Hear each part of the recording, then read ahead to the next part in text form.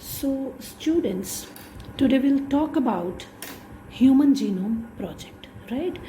So, Human Genome Project ਦਾ ਪਹਿਲਾਂ ਆਪਾਂ ਮਤਲਬ ਅੰਡਰਸਟੈਂਡ ਕਰਦੇ ਹਾਂ, ਫਿਰ ਉਹਦੇ goals and methodologies and applications discuss ਕਰਾਂਗੇ, right? So human genome project ਸੀ ਕੀ?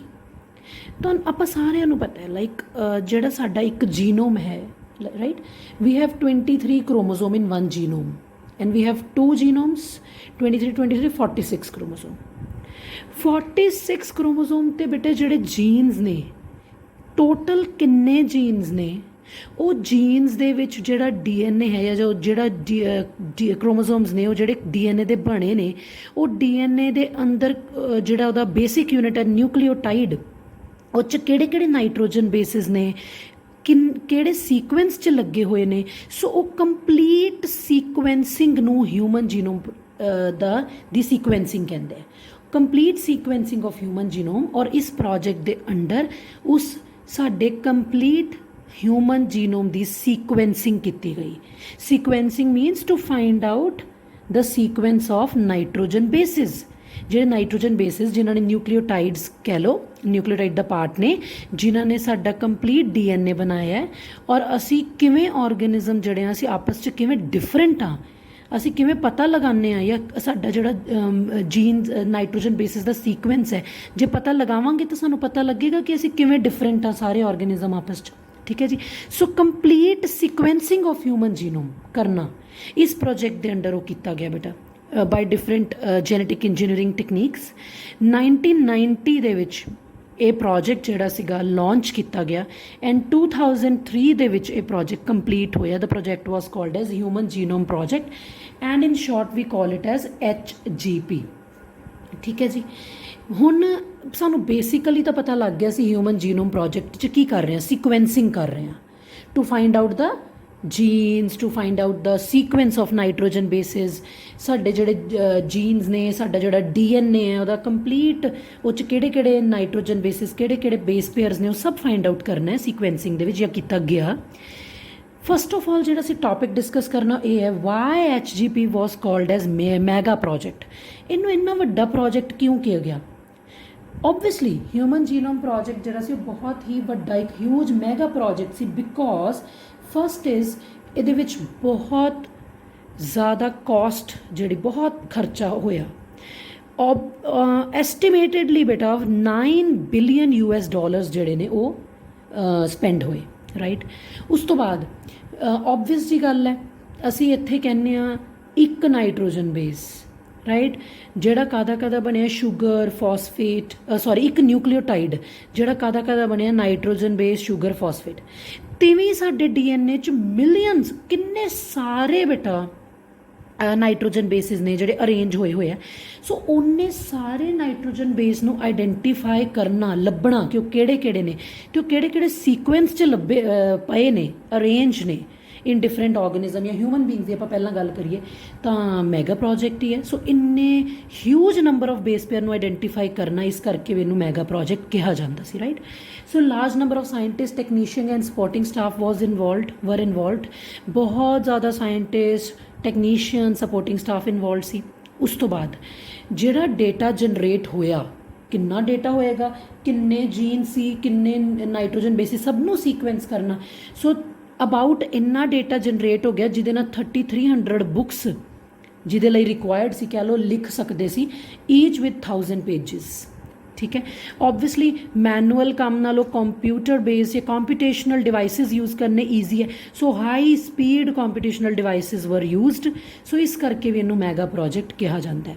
ਉਸ ਤੋਂ ਬਾਅਦ ਇਸ ਪ੍ਰੋਜੈਕਟ ਨੂੰ ਕਰਦੇ ਕਰਦੇ ਇੱਕ ਨਿਊ ਸਾਇੰਸ ਡਿਵੈਲਪ ਹੋਈ, bio informatics, branch of science ਕਹਿ ਸਕਦੇ ਹੋ, ਦੈਟ ਇਜ਼ ਬਾਇਓ ਇਨਫੋਰਮੈਟਿਕਸ, ਉਹ ਡਿਵੈਲਪ ਹੋਈ।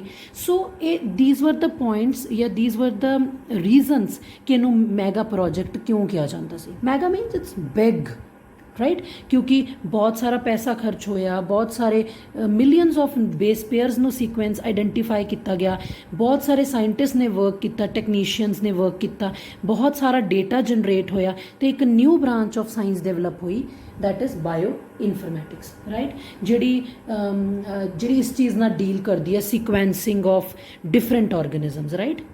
Then the goals, ਬੇਟਾ ਗੋਲਸ ਪਹਿਲਾਂ ਬਣਾਏ ਜਾਂਦੇ ਹੈ, ਦੈਨ ਉਹਨੂੰ ਅਚੀਵ ਕੀਤਾ ਜਾਂਦਾ ਹੈ। ਪਹਿਲਾਂ ਗੋਲਸ ਮਿੱਥੇ ਗਏ ਜਾਂ ਪਹਿਲਾਂ ਐਕਸਪੈਕਟ ਕੀਤਾ ਗਿਆ ਕਿ ਇਹ ਸਭ ਆਪਾਂ ਕੰਮ ਕਰਨਾ ਹੈ, ਲੇਟਰ ਔਨ ਜਦੋਂ ਰਿਜ਼ਲਟ ਆਇਆ, ਹੋ ਸਕਦਾ ਹੈ ਜਿੰਨੇ ਪਹਿਲਾਂ ਉਹਨਾਂ ਨੇ ਐਕਸਪੈਕਟ ਕੀਤੇ ਹੋਣ ਉਹ ਤੋਂ ਜਿਹੜਾ ਨੰਬਰ ਹੈ ਉਹ ਵੇਰੀ ਕਰ ਜਾਵੇ, ਹੋ ਸਕਦਾ ਹੈ ਉੱਪਰ ਨੀਚੇ ਉਹਦਾ ਨੰਬਰ ਵੇਰੀ ਕੀਤਾ ਹੋਵੇ ਜਾਂ ਪਲੱਸ ਮਾਈਨਸ ਹੋਇਆ ਹੋਵੇ, that is different thing. But ਉਹਨਾਂ ਨੇ ਪਹਿਲਾਂ ਗੋਲ ਕੀ ਮੰਨ ਕੇ ਚੱਲੇ, ਉਹਨੂੰ ਮੰਨ ਕੇ ਚੱਲੇ ਕਿ ਅਬਾਊਟ ਹਿਊਮਨ ਦਾ ਜਿਹੜਾ DNA ਹੈ, ਸਾਡਾ ਜਿਹੜਾ DNA ਹੈ ਉਹ 'ਚ ਅਪਰੋਕਸੀਮੇਟਲੀ 20,000 to 25,000 ਜੀਨਸ ਹੋ ਸਕਦੇ ਨੇ, ਤੇ ਉਹ ਸਾਰੇ ਜੀਨਸ ਫਾਈਂਡ ਆਊਟ ਕਰਨੇ ਆ। Identification of all the approximately 20,000 to 25,000 approximately ਇੰਨੇ ਜੀਨਸ ਹੋਣਗੇ, ਤੇ ਉਹਨਾਂ ਸਾਰਿਆਂ ਨੂੰ ਆਈਡੈਂਟੀਫਾਈ ਕਰਨਾ, ਲੱਭਣਾ, ਰਾਈਟ, ਤੇ ਉਹ ਕਿੱਥੇ ਕਿੱਥੇ ਪਏ ਨੇ, right. So second, determination of sequence. ਹੁਣ ਓਬਵੀਅਸ ਹੈ DNA ਹੈ ਸਾਡਾ, ਜਿਹਦੇ ਜੀਨਸ ਅਸੀਂ ਫਾਈਂਡ ਆਊਟ ਕਰਨੇ, ਉਹਦੇ ਵਿੱਚ ਜਿਹੜੇ ਬੇਸ ਪੇਅਰਸ ਨੇ ਉਹ ਸਾਰੇ ਦੇ ਸਾਰੇ ਬੇਟਾ ਬੇਸ ਪੇਅਰਸ 3 ਬਿਲੀਅਨ ਉਹਨਾਂ ਨੇ ਐਕਸਪੈਕਟ ਕਰਕੇ ਚੱਲੇ ਕਿ ਅਸੀਂ 3 ਬਿਲੀਅਨ ਬੇਸ ਪੇਅਰਸ ਨੂੰ ਸੀਕੁਐਂਸ ਕਰਨਾ। ਸੀਕੁਐਂਸਿੰਗ ਮੀਨਸ ਉਹਨੂੰ ਆਇਡੈਂਟੀਫਾਈ ਕਰਨਾ ਤੇ ਉਹ ਕਿਹੜੇ ਸੀਕੁਐਂਸ 'ਚ ਅਰੇਂਜ ਨੇ ਉਹ ਸਭ ਦੇਖਣਾ, ਠੀਕ ਹੈ। ਉਸ ਤੋਂ ਬਾਅਦ ਜਿਹੜੀ ਇਨਫੋਰਮੇਸ਼ਨ ਆਏਗੀ ਉਹਨੂੰ ਡੇਟਾਬੇਸਿਸ ਦੇ ਵਿੱਚ ਸਟੋਰ ਕਰਨਾ, ਓਬਵੀਅਸਲੀ ਡੇਟਾਬੇਸ 'ਚ ਸਟੋਰ ਕਰਨਗੇ ਕਿਉਂਕਿ ਇਨਫੋਰਮੇਸ਼ਨ ਬਹੁਤ ਜ਼ਿਆਦਾ ਹੋਏਗੀ, ਠੀਕ ਹੈ। ਔਰ ਉਸ ਤੋਂ ਬਾਅਦ ਡੇਟਾ ਨੂੰ ਐਨਾਲਾਈਜ਼ ਕਰਨ ਲਈ ਕੁਝ ਟੂਲਸ ਬਣਾਉਣਾ, ਉਹਨਾਂ ਨੂੰ ਇੰਪਰੂਵ ਕਰਨਾ, ਕਿਉਂਕਿ ਇੰਨਾ ਡੇਟਾ ਹੈ, ਇੰਨਾ ਡੇਟਾ ਜਨਰੇਟ ਹੋ ਜਾਏਗਾ। How to store that data, how to retrieve that data, how to forward that data, ਸਾਰਾ ਕੁਝ ਦੇ ਲਈ ਕੁਝ ਟੂਲਸ ਚਾਹੀਦੇ ਨੇ, ਜਿਵੇਂ ਇੰਨੇ ਹਾਈ ਸਪੀਡ ਕੰਪਿਊਟੇਸ਼ਨਲ ਡਿਵਾਈਸਿਸ ਚਾਹੀਦੇ ਨੇ। ਸੋ ਉਸ ਟੂਲਸ ਨੂੰ ਇੰਪਰੂਵ ਕਰਨਾ, ਸੌਫਟਵੇਅਰਸ ਨੂੰ ਇੰਪਰੂਵ ਕਰਨਾ। ਦੈਨ ਟਰਾਂਸਫਰ ਰਿਲੇਟਡ, ਜਿਵੇਂ ਸਪੋਜ਼ ਇਹ ਸਾਰਾ ਚੀਜ਼ਾਂ ਫਾਈਂਡ ਆਊਟ ਹੋ ਜਾਂਦੀਆਂ, ਫਿਰ ਉਸ ਚੀਜ਼ ਨੂੰ ਪ੍ਰੈਕਟੀਕਲੀ ਅਪਲਾਈ ਕਰਨਾ, ਉਹ everything should be in the goals of human genome project. ਉਸ ਤੋਂ ਬਾਅਦ ਡਿਊਰਿੰਗ ਦਿਸ ਪ੍ਰੋਜੈਕਟ ਜਾਂ ਆਫਟਰ ਦਿਸ ਪ੍ਰੋਜੈਕਟ ਅਗਰ ਕੋਈ ਐਥੀਕਲ, ਕੋਈ ਸੋਸ਼ਲ, ਕੋਈ ਲੀਗਲ ਇਸ਼ੂ ਆਉਂਦਾ, ਉਹਨੂੰ ਕਿਵੇਂ ਡੀਲ ਕਰਨਾ, ਉਹਨੂੰ ਕਿਵੇਂ ਐਡਰੈਸ ਕਰਨਾ, this all should be included in goals of this mega project, human genome project, right. So ਇਹ ਸਭ ਚੀਜ਼ਾਂ ਨੂੰ ਫਾਈਂਡ ਆਊਟ ਕਰਨਾ ਸੀ।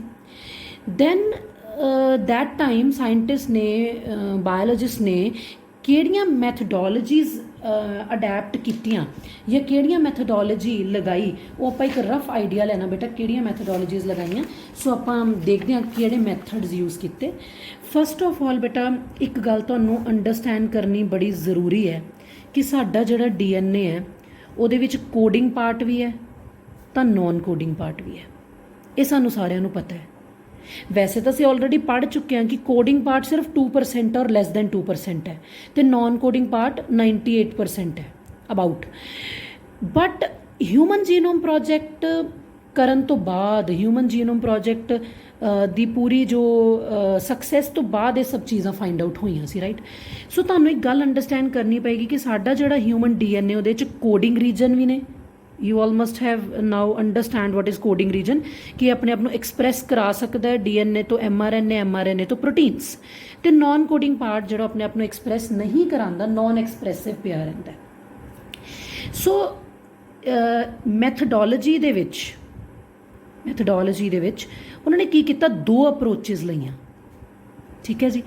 2 ਅਪਰੋਚਿਸ ਦੇ ਨਾਲ ਕੰਮ ਕੀਤਾ ਦੈਟ ਟਾਈਮ ਬਾਇਓਲੋਜਿਸਟ ਔਰ ਇਨਵਾਇਰਮੈਂਟਲਿਸਟ ਔਰ you can say Aam sorry scientist ਨੇ, ਰਿਸਰਚਰਸ ਨੇ 2 ਅਪਰੋਚਿਸ 'ਤੇ ਕੰਮ ਕੀਤਾ। ਸਭ ਤੋਂ ਪਹਿਲਾਂ ਉਹਨਾਂ ਨੇ ਕੋਡਿੰਗ ਸੀਕੁਐਂਸਿਸ ਲਏ। ਉਹਨਾਂ ਨੇ ਸੋਚਿਆ ਕਿ ਅਸੀਂ ਸਿਰਫ ਕੋਡਿੰਗ ਸੀਕੁਐਂਸਿਸ ਦੀ ਸੀਕੁਐਂਸਿੰਗ ਕਰਾਂਗੇ, ਅਸੀਂ ਨੌਨ ਕੋਡਿੰਗ ਦੀ ਨਹੀਂ ਕਰਾਂਗੇ, ਕਿਉਂਕਿ ਨੌਨ ਕੋਡਿੰਗ ਨੂੰ ਸੀਕੁਐਂਸ ਕਰਕੇ ਕੀ ਕਰਨਾ, ਕੰਮ ਤਾਂ ਕੋਡਿੰਗ ਸੀਕੁਐਂਸਿਸ ਨੇ ਕਰਨਾ। ਉਹਨੇ ਸੋਚਿਆ ਕਿ let us just sequence coding sequences ਔਰ coding genes, coding regions of the DNA। So ਉਹਨਾਂ ਨੇ ਉਹਨੂੰ ਨਾਮ ਦਿੱਤਾ ਐਕਸਪ੍ਰੈਸਡ ਸੀਕੁਐਂਸ ਟੈਗਸ, ਰਾਈਟ। ਦੂਸਰੀ ਅਪਰੋਚ ਉਹਨਾਂ ਨੇ ਕੀ ਲਗਾਈ, ਟੋਟਲ ਸਾਰੇ ਦਾ ਸਾਰਾ ਜੀਨੋਮ ਨੂੰ ਸੀਕੁਐਂਸ ਕਰਨਾ ਹੈ। ਉਹ 'ਚ ਕੋਡਿੰਗ ਪਾਰਟ ਵੀ ਆ ਜਾਣਾ, ਉਹ 'ਚ ਨੌਨ ਕੋਡਿੰਗ ਪਾਰਟ ਵੀ ਆਣਾ। ਆਪਾਂ ਲੇਟਰ ਔਨ ਡਿਸਕਸ ਕਰਾਂਗੇ ਕਿਵੇਂ ਨੌਨ ਕੋਡਿੰਗ ਪਾਰਟ ਨੂੰ ਸੀਕੁਐਂਸ ਕਰਨਾ ਵੀ ਜ਼ਰੂਰੀ ਹੈ ਤੇ ਕਿਉਂ ਜ਼ਰੂਰੀ ਹੈ। ਸੋ ਵਾਟ ਦੇ ਡਿਡ ਇਜ਼, ਇੱਕ ਅਪਰੋਚ ਵਿੱਚ ਉਹਨਾਂ ਨੇ ਸਿਰਫ ਕੋਡਿੰਗ ਸੀਕੁਐਂਸ ਲਿਆ, ਉਹਨੂੰ ਇਹ ਸੀਕੁਐਂਸਿੰਗ ਕਰਨੀ, ਉਹਦੇ ਸੀਕੁਐਂਸ ਹੀ ਫਾਈਂਡ ਆਊਟ ਕਰਨਾ ਨਾਈਟ੍ਰੋਜਨ ਬੇਸਿਸ ਦਾ।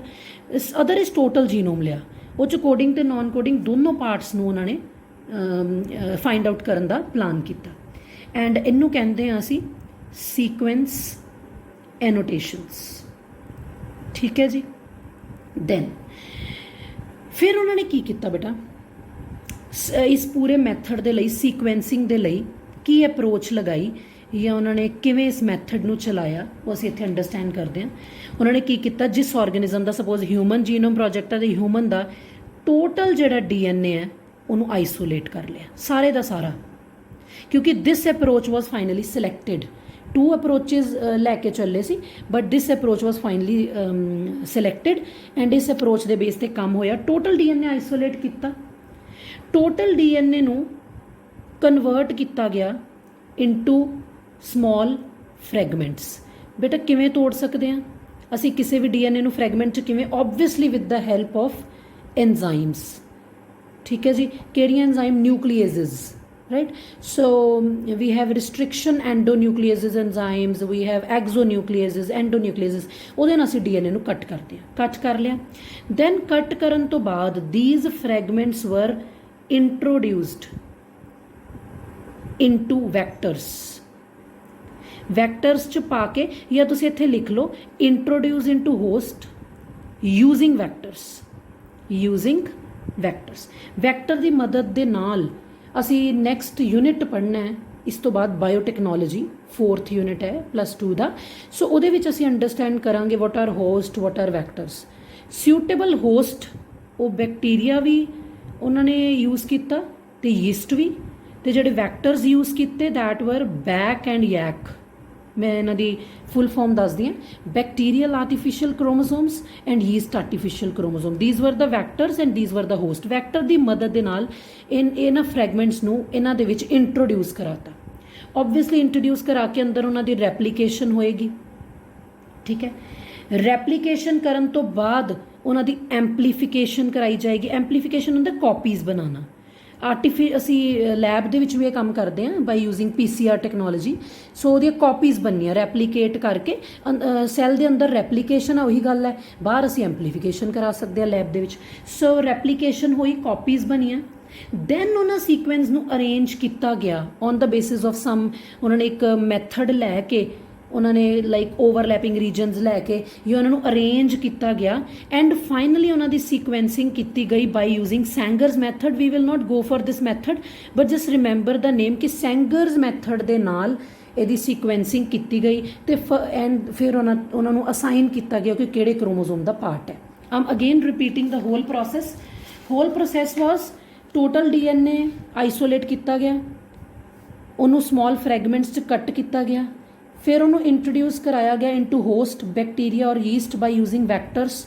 ਉੱਥੇ ਉਹਦੀ ਰੈਪਲੀਕੇਸ਼ਨ ਕਹਿ ਲਓ ਜਾਂ ਐਂਪਲੀਫਿਕੇਸ਼ਨ ਹੋਈ। ਦੈਨ ਉਹਨਾਂ ਫਰੈਗਮੈਂਟਸ ਦੀਆਂ ਸੀਕੁਐਂਸ ਨੂੰ ਅਰੇਂਜ ਕੀਤਾ ਗਿਆ, ਸੀਕੁਐਂਸਿੰਗ ਕੀਤੀ ਗਈ by using Sanger's method. Then ਉਹਨਾਂ ਨੂੰ ਐਨੋਟੇਟ ਕੀਤਾ ਗਿਆ, ਉਹਨਾਂ ਨੂੰ ਅਸਾਈਨ ਕੀਤਾ ਗਿਆ ਕਿ ਕਿਹੜੇ ਕ੍ਰੋਮੋਸੋਮ ਦਾ ਪਾਰਟ ਹੈ। So this complete method, this complete technique was used to sequence the whole human genome, right? So this was the methodology. So beta next is after this project or after the successful ਜਦੋਂ ਇਹ project ਨੂੰ ਪੂਰਾ success of this project, after the success of this project ਜਦੋਂ completely ਕਰ ਲਿਆ ਗਿਆ ਤਾਂ ਕਿਹੜੇ ਸੇਲੀਐਂਟ ਫੀਚਰਸ ਇਸ ਪ੍ਰੋਜੈਕਟ ਦੇ ਆਏ ਸਾਹਮਣੇ ਸਾਡੇ। ਦਿਸ ਇਜ਼ ਇੰਪੋਰਟੈਂਟ ਕਿ ਪਹਿਲਾਂ ਕੀ ਐਕਸਪੈਕਟ ਕੀਤਾ ਗਿਆ ਸੀ ਤਾਂ ਲੇਟਰ ਔਨ ਕੀ ਆਇਆ। Let's discuss.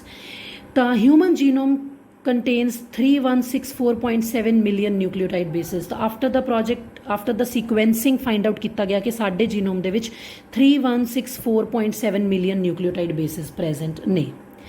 then total number of genes is estimated, ਜਿੰਨਾ ਜੀਨ ਨਿਕਲ ਕੇ ਆਇਆ approximately 30,000, ਜਦ ਕਿ previous estimate Ki C 80,000 to 1,40,000, but ਨਿਕਲ ਕੇ ਕੀ ਆਇਆ 30,000 ਜੀਨਸ, ਜਿਹੜੇ ਕਿ ਜਿਨ੍ਹਾਂ ਦੇ ਵਿੱਚ ਕੀ ਪ੍ਰੈਜ਼ੈਂਟ ਨੇ nitrogen bases. Will discuss it later on.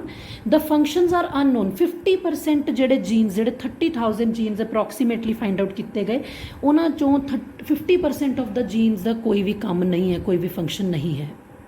ਉਸ ਤੋਂ ਬਾਅਦ ਇੱਕ ਬੜੀ ਇੰਪੋਰਟੈਂਟ ਚੀਜ਼, ਜਿੰਨਾ ਵੀ ਸਾਡਾ ਜੀਨੋਮ ਹੈ, DNA ਹੈ, ਮੈਂ ਪਹਿਲਾਂ ਹੀ ਦੱਸ ਚੁੱਕੀ ਹਾਂ ਕਿ 98% ਉਹਦਾ ਪਾਰਟ ਕਿਸੇ ਵੀ ਪ੍ਰੋਟੀਨ ਨੂੰ ਕੋਡ ਨਹੀਂ ਕਰਦਾ, ਸਿਰਫ 2% ਪਾਰਟ ਆਪਣਾ ਆਪ ਨੂੰ ਐਕਸਪ੍ਰੈਸ ਕਰਾਉਂਦਾ ਸਾਡੇ ਜੀਨੋਮ ਦਾ ਤੇ ਅੱਗੇ ਪ੍ਰੋਟੀਨਸ ਬਣਾਉਂਦਾ, ਰਾਈਟ।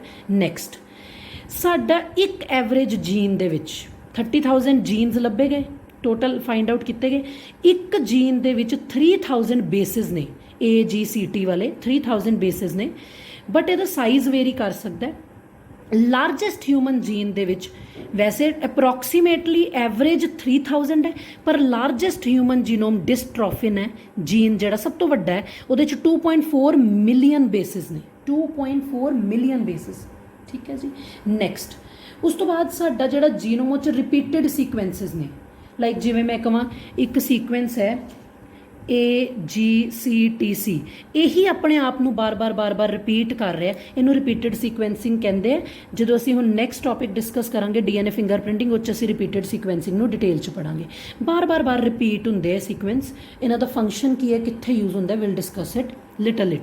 ਦੈਨ ਸਾਡਾ ਜਿਹੜਾ ਕ੍ਰੋਮੋਸੋਮ ਨੰਬਰ 1 ਹੈ, ਉਹਦੇ 'ਚ ਮੋਸਟਲੀ ਉਹਦੇ 'ਚ ਸਭ ਤੋਂ ਜ਼ਿਆਦਾ ਜੀਨਸ ਨੇ 2968, ਐਂਡ Y ਜਿਹੜਾ ਹੈ ਮੇਲਸ ਦਾ ਜਿਹੜਾ Y ਕ੍ਰੋਮੋਸੋਮ ਹੈ, ਸਾਡੇ ਕ੍ਰੋਮੋਸੋਮ ਨੰਬਰ 1 'ਚ ਸਭ ਤੋਂ ਜ਼ਿਆਦਾ ਜੀਨ ਹੈ, ਤੇ Y ਜਿਹੜਾ ਕ੍ਰੋਮੋਸੋਮ ਉਹ 'ਚ 231 ਜੀਨਸ ਨੇ ਓਨਲੀ, ਠੀਕ ਹੈ।